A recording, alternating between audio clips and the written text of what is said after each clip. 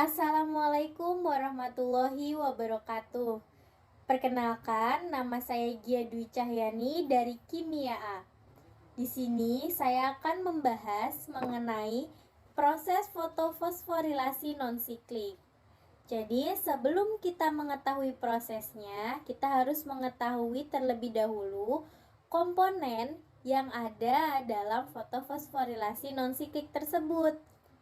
Nah, apa sih fotofosforilasi non-siklik itu? Fotofosforilasi non-siklik adalah reaksi dua tahap yang melibatkan dua fotosistem klorofil yang berbeda, yaitu fotosistem 1 dan 2. Dalam fotofosforilasi non-siklik, pergerakan elektron dimulai di fotosistem 2, tetapi elektron tidak kembali lagi ke fotosistem 2. Nah, pada gambar bisa kita lihat di dalam fotofosforilasi non-siklik ini kita memerlukan yang namanya fotosistem. Fotosistem adalah kumpulan klorofil. Dalam fotofosforilasi non-siklik terdapat dua fotosistem, yaitu fotosistem 1 dan fotosistem 2. Mengapa dibedakan menjadi fotosistem 1 dan fotosistem 2? Nah, itu karena kemampuannya dalam menyerap cahaya matahari dengan panjang gelombang yang berbeda. Dalam fotosistem 2, optimal menyerap cahaya matahari yang panjang gelombangnya 680 nanometer. Sedangkan pada fotosistem 1, optimal dalam menyerap cahaya matahari yang panjang gelombangnya 700 nanometer. Lalu di sini ada protein-protein yang menangkap elektron atau akseptor dari elektron.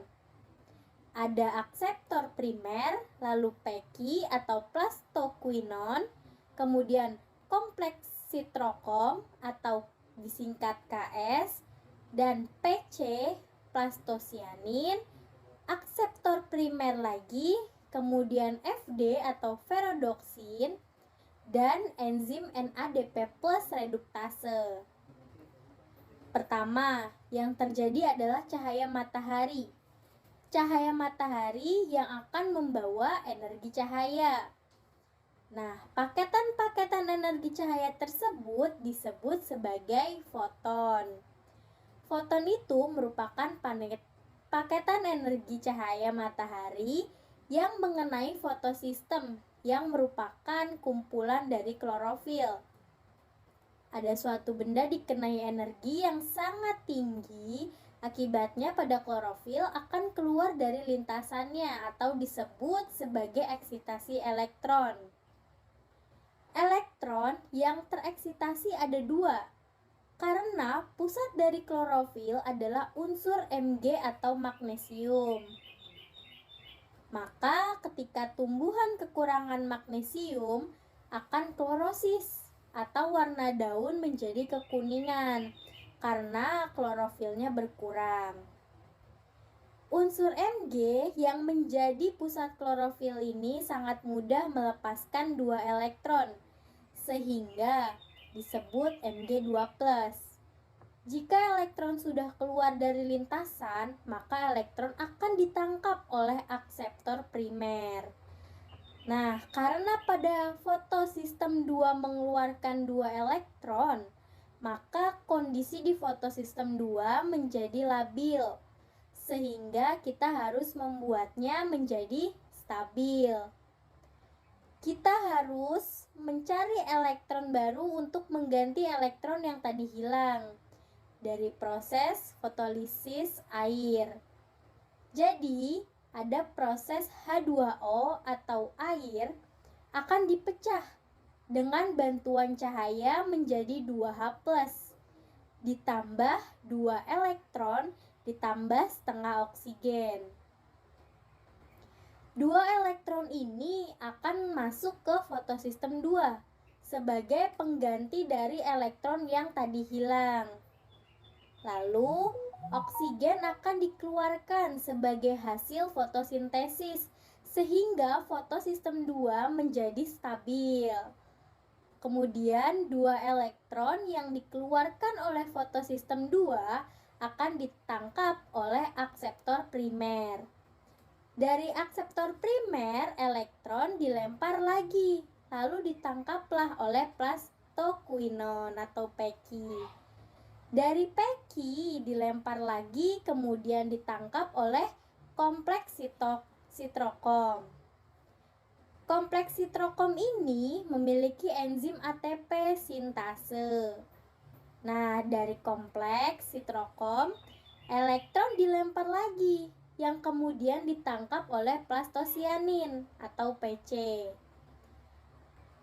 Dalam fotosistem 1 yang pusat reaksinya 700 nanometer yang juga sama-sama terkena cahaya matahari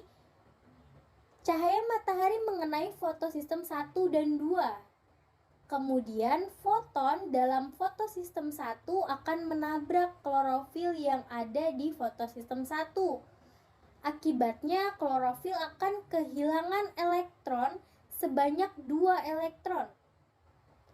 Sehingga elektron yang berasal dari plastosianin kita gunakan untuk mengganti elektron yang hilang dari fotosistem 1. Lalu elektron yang ada di fotosistem 1 dilepas, kemudian ditangkap oleh akseptor primer. Dari akseptor primer dilepas lagi, ditangkap oleh ferredoksin. Dari ferredoksin dilempar lagi, yang kemudian ditangkap oleh enzim NADP plus reduktase. Ketika elektron ditangkap oleh NADP plus reduktase, maka akan terjadi reaksi NADP plus ditambah H plus yang berasal dari hasil fotolisis air ditambah 2 elektron. Kemudian akan menjadi senyawa NADPH. Sehingga hasil dari fotofosforilasi non-siklik ada oksigen, ATP, dan NADPH. Kemudian di sini ada ringkasan mengenai penjelasan fotofosforilasi pada gambar tadi.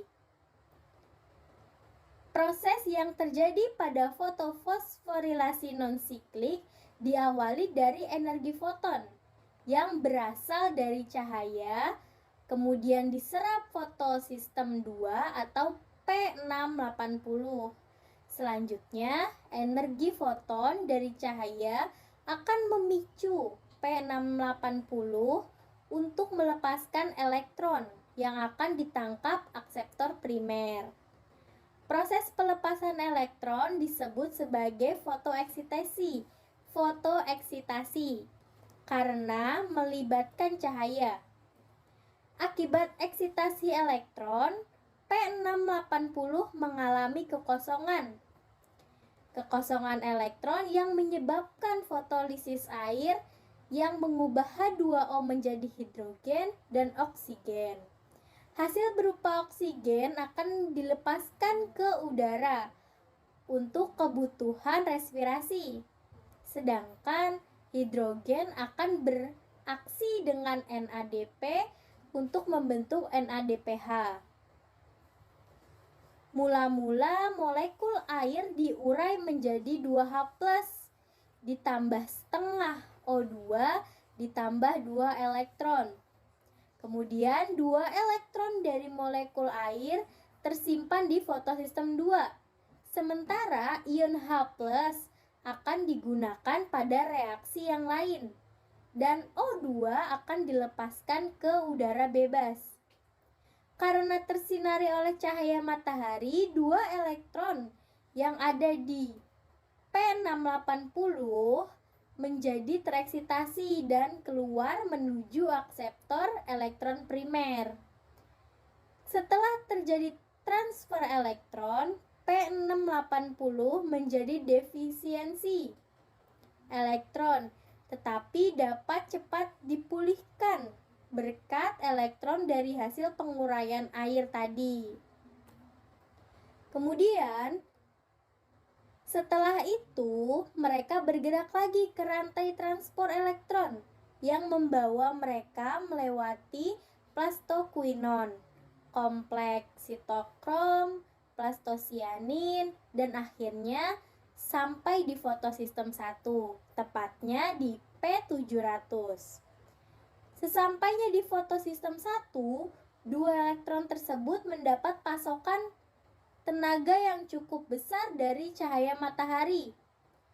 Kemudian elektron itu akan bergerak ke molekul akseptor, ferredoksin, dan akhirnya sampai di ujung rantai transport, di mana dua elektron tersebut telah ditunggu oleh NADP+ dan H+ yang berasal dari penguraian. Dengan bantuan suatu enzim bernama ferredoksin NADP reduktase atau disingkat dengan FNR, NADP+, H+, dan elektron tersebut menjalani suatu reaksi, yaitu NADP+ ditambah H+ ditambah 2 elektron akan menjadi senyawa NADPH.